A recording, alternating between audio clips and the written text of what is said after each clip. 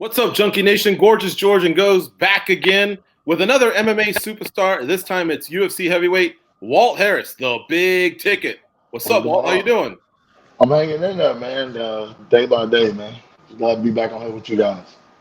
You know, I was at a level 10 out of 10. When Goes told me we're talking to Walt Harris, I go, awesome. He's one of my favorites. 10 out of 10, Goes. You just went down to about a 9.1, 8.9 when you revealed to me, and I'm going to reveal to the world that you're a Liverpool fan? Phooey. Yeah. Look, man, they got me, man. They got me a couple of years ago. I still like Man United. I rock with them. I love Paul Pogba. I love what they're doing at Man United. Ole Gunnar Solskjaer's making some changes I like. But Liverpool, man, it's just the way they play football, man. It's frantic, it's hectic, it's fast paced, and that's what I like, when I'm watching football. This is a perfect time to say I was a Liverpool fan, but I'm switching to Man United because Man United has yet to play their first game. You could just jump ship. It would be unprecedented. But here's the thing. I like what y'all are doing. I like the fact that they brought Van de Beek in. I think, they're making the right moves. I wish that they would go get Jadon Sancho. Now, if y'all get Jadon Sancho from Dortmund, then I might have to jump the bandwagon and come on over because that dude is a real superstar in the making. So, but I mean, like I said, I support, Man United when they're not playing Liverpool. I watch all their games. I got to tour Old Trafford a couple years ago, so that was an eye-opening experience and kind of gave me a closer look at the fandom and how they move over there with football. It was pretty cool. All right. Well, when you're on the road, if you ever want to chat football or soccer, as we know it here in the United States, John Anik, he's become an EPL fan as of late. He likes Man City, but still, when you're on the road, like you're going to be in Yas Island in about a month or so, you're looking for things to do, and I know John's going to be out there. For sure, that's my guy too. I love John, so we can definitely I can bring him up to speed on EPL. That's my favorite league out of all the world football leagues. I watch them all, but EPL is definitely my favorite. You've been watching the NBA? We're down to 14. Yeah, bro. I've been watching the NBA. I jumped back on it like second round. Just because I got out of it for a while. But I can't believe the Clippers blew a 3-1 lead, man. That's crazy. Like Kawhi's been getting slandered in the freaking media, so I think he deserves it. I mean, when you want to try to be the man, you gotta own what come with that. Yeah, Paul George too, man. He's gonna take some heat. He did not play good in this last series. Stephen A. man destroyed him on First Take the next day. Yeah. All right, let's talk a little bit about MMA here. You're fighting Alexander Volkov on 10/24, so it's UFC 253 headlined by 254 headlined by Khabib Nurmagomedov and Justin Gaethje. I love that matchup, Walt. You had a streak going before your last fight, but you built up some equity in the division, and it shows by the matchmaking. I mean, Volkov is a contender. You win this fight, you're right back where you were 4 months ago. Yeah, man, it's a huge fight for me. It's a great opportunity. It's a matchup that I've always wanted. I watched Volkov since he was over in Bellator. So it's a test that I'm ready to take. I'm prepared for it. I've been training for 13 weeks for this, man. With the exception of like a week, I had COVID, but didn't really stop nothing. We've been grinding, man. So I'm 110% prepared. Hey, real quick, was your bout with COVID mild or was it a rough one? Mild, bro. It was so mild. It was weird. It was like I wasn't even really sick. I had like a little bit of congestion. I think I had a temperature maybe 1 day out of 7 days or 10 days that they asked me to quarantine.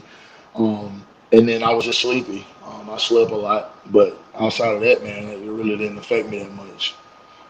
Well, that's good to hear. Early on it was Lyman Good, Jacare Souza, and then it got quiet for a little while. But now we're hearing a lot of fighters, OSP, Daniel Cormier, revealing that they had it prior to some fights, or just kept it to themselves. Mm-hmm. So, wow, I mean, this thing really, really hit mixed martial arts as well. But I think the UFC's done a pretty good job of navigating through, pulling fighters when they need to be pulled, even if it's last minute, even if it's a cornerman. So I'm glad you got through it, and now you're going to be headed towards a hub that's considered one of the safest places there in Yas Island. They have like a circumference of 10 miles, and there's a lot of testing. So I feel confident that your fight will take place. For sure. I definitely feel like it's gonna take place. Like I said, I'm training hard. I hadn't had any effects, residual effects, after effects or whatever. So the fight's still on, man. I'm still training. I'm still focused. You know, just gonna be 110% prepared on that night, man. Try to come in with the best mindset and feeling my best and do what I do. This will be your second go round in this pandemic era. And what I want to get to is no fans present. A lot of fighters are saying, look, that's just the way it is. Others are saying, I really miss the fans, or I miss their energy. Where do you sit with this? And at any point in time, did you ever think about just waiting till the arena series come back, even if it might cost you another 6 months or so? Nah, at the rate where I'm at, I can't, wait 6 months. I feel like I miss the fans too, so much. I feed off of the energy of the fans, and I like to play to the fans to a certain degree. But it's our job, and at the end of the day, I have a job, and that's to go in there mano a mano and take on the challenge that's in front of me. So, honestly, when you're in there, you don't really even notice it. I mean, you can kind of notice it a little bit at the beginning because you can hear everything and you can hear his corner and all these different things. But when you're fighting, it's not like a thing. Honestly, I think though it does affect you because the crowd yelling and screaming at every moment gives you kind of energy to keep pushing through that moment. But you have to adjust, and we're professionals, so that's what we got to do. Well, I know this is a very one-on-one sport. At the end of the day, it's you versus him. But is there ever a little bit of like nationalistic pride that bleeds over into these fights for you guys? Yeah, for sure. I've toyed with the idea of coming out to the Rocky thing for this fight. It's been done so many times, though, so it's like, I don't know, but yeah, it's definitely a pride thing. I'm representing my country. I'm very proud to be an American. So, you want to go in there and put on a good show because the world's watching, and especially during this pandemic, when the UFC's on, man, everybody's tuned in, and then it's just Khabib's card, and the world's gonna be watching. So you want to make sure you put on a show, not only for yourself but for everybody that's rooting for you. When we see your game, we've seen how it's evolved throughout the years. But mentally, can you give us an example or training-wise of how you're different today than you were your very first UFC fight? Because like I said, on paper, we can see that growth, huge strides. But what about your mental game? Mental, I'm just approaching the game from a veteran's point of view. I'm training smarter. I'm still training really hard, but I'm putting myself in situations, stylistically that I wasn't accustomed to putting myself in the beginning of my career. My mindset is that, you're not going to always knock everybody out. So you got to be drilling and training and working on different areas of your game. And I think that's kind of like the beauty in what I'm going through. People really still haven't gotten to see everything that I'm capable of as far as, being a fighter. So I'm just trying to develop and grow and make sure I'm staying, that same kid that I was when I started, that sponge, to absorb knowledge, but, make sure I'm growing what I'm really good at as well as what I'm not. So, Walt, the last time we spoke to you, you were running for political office, and it was kind of cool because like you got me into it. I actually started following and seeing like your little journey and the things you had to do to make this all possible. Like, I think you got in there a little later than everyone else, but at the end of the day, is this something that you would do again? And are there things that happened along that journey, the political journey, that kind of changed your way of thinking? And did any of that ever bleed over into mixed martial arts? Yeah, I think it just gave me a view of looking outside of myself, which translates to mixed martial arts for me is it helped me go into my training sessions with a more open mind, and try to hear everybody's point of view and hear my coaches from a different standpoint and what they want out of me. I think that being that I got in late, I learned that I learned a lot in that short period of time of how to campaign and how to connect with the people. and try to make things happen on a local level. So I definitely am going to get into it, which I feel like it'll be more after my career because honestly, getting the bid to be the city councilman would have taken so much more of my time than I actually realized, and I found that out after the fact. So I think when I retire, it's definitely an area I'm gonna, venture into and try to, make some differences and some changes, man, as best I can. Give me one of those differences that you would like to make a change to when you decide to go to politics. Is it? I'm sure it's probably an ongoing policy change you have thought about a lot. If you want to share a couple, or if there's one main one that would be a focus of a campaign. For me, it's the revitalization of this area that I live in. There's a segment of our area that kind of just went down. That Homewood is a pretty well, not I won't say well, like there's a lot of money in Homewood, but there's a certain side of Homewood that's kind of died out, and it's because we had issues with hotels and some prostitution and things like that. So those are key issues that I want to be a part of, and I'm still going to be a part of. I'm working with the mayor. The mayor, well, he's not the mayor yet. I'm thinking he's going to win. He's in a runoff right now. But he actually reached out to me after the campaign, and he offered me some opportunities to work with some people in the city to make some different changes and do some things to help while I'm kind of waiting on that city council spot to be locked in. So I'm going to definitely try to, make sure I can put my imprint on some things and make it safer for people in my community and build that area up, man. I mean, there's been $3 million, I believe, allocated to that area. So we're going to pray that they do the right thing with that area and get it back booming and, bring new businesses into our community. Tremendous, Walt. Love hearing that. All right, let's finish up here with a little bit of mixed martial arts. Are you now full-time in Alabama, or do you still go back to American Top Team, even if it's just to get some new looks for 2 weeks? Like, what's your relationship with those guys? I haven't been a top team in almost 3 years. I'm full-time in Alabama, and then I go out to Vegas.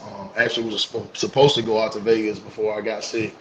That's just mainly how I do it. I go out to the PI and spend some time out there and train with the guys at Extreme Couture, from time to time. But mainly I'm at home, and I still have love for people at Top Team, but the overall regime and the way it's moving, I just wasn't vibing with it. So I had to get, a new start, and I think it was the best thing for me.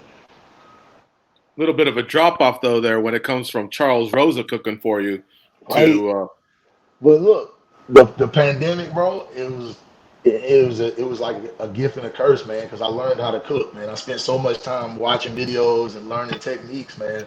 Charles Rosa, though. It's still like light years away. Did you close the gap? Charles is on a whole nother, no. Oh, okay. The gap's still alive. But Charles, he's a 5-star chef, bro. Like, I'll never be a 5-star chef. But I've been complimented on a lot of my dishes, and I'm still learning, still working to figure out how time affects food and how certain seasons can bring out certain flavors and things like that. But man, when it's time to get down, I get down, man. What's your go-to dish? My go-to dish right now is filet mignon on the stove. I baste it for about 5 or 6 minutes, let it rest for about 6, and then I do some rosemary and garlic mashed potatoes. Man, I made them. They're homemade too. I do them with the petite red potatoes. I mash them myself, and then I make my own cream sauce, rosemary cream and garlic sauce, and I pour that in, and it gets them real creamy. And they don't last but like 10 minutes in my house when I make those. And then I do pretty good asparagus. I do some other type of potatoes in the oven that I love really good, that I love a lot. And then, any kind of vegetables I make, Brussels sprouts, I can whip those up pretty good. I got another recipe I'm gonna probably put together tonight with Brussels sprouts. So it varies. Tuna, I'm pretty good with tuna. Why'd I ask? I'm hungry all over again, man. I actually got some food downstairs prepping right now. I'm about to go cook up. I make a mean hamburger too, bro. Oh, all right. I'm gonna have to whip you up something. When I come back to Vegas, I'll whip you up something. Yeah, that'd be great, man. When you said filet mignon and then started talking mashed potatoes, I literally started drifting off. I had to text Goes. Who are we talking to again? I lost my train of thought. Walt Harris, the big ticket. All right, so listen, a couple corny things that I like to throw in because I'm 51, going on 15. Hey, man, what if you really – I know you can't do it because of the Reebok era. You have basically a uniform, but maybe during fight week you can Apollo Creed it up to his Drago. You know what I mean? I feel like that might be the move. I just got to sit down and when I do stuff, I like to make sure it's done right and it looks right and it comes off right. So I want to sit down and process it, and I kind of go through camp, kind of see how I feel about things, and then I kind of make my decision. And I'm feeling that whole Rocky vibe. I may try to do something different with it than everybody else has done. And I still may do the theme music mixed in with it, like, rap song or something like that. But I really feel that vibe. I think this is a big test, and I feel like, I'm Rocky right now. But I'm gonna swag it out with Apollo Creed. I'm a mixture of both. Okay, that's cool. Yeah, mixture of both works. And remember, Apollo, I think, walked out to Living in America by James Brown. That's a great tune. James Brown's a legend. So, yeah, if you can mix up a little bit of everything and make it USA versus Russia, to me, Volkov's always struck me as someone who gets it. You know what I mean? I don't think there would be anything like a Cold War vibe to it all. I think it'd be fun. Yeah, I feel that. Yeah, so I don't know. Like I said, I'm gonna think it through and plot it out, and then we'll see what happens. Come fight week.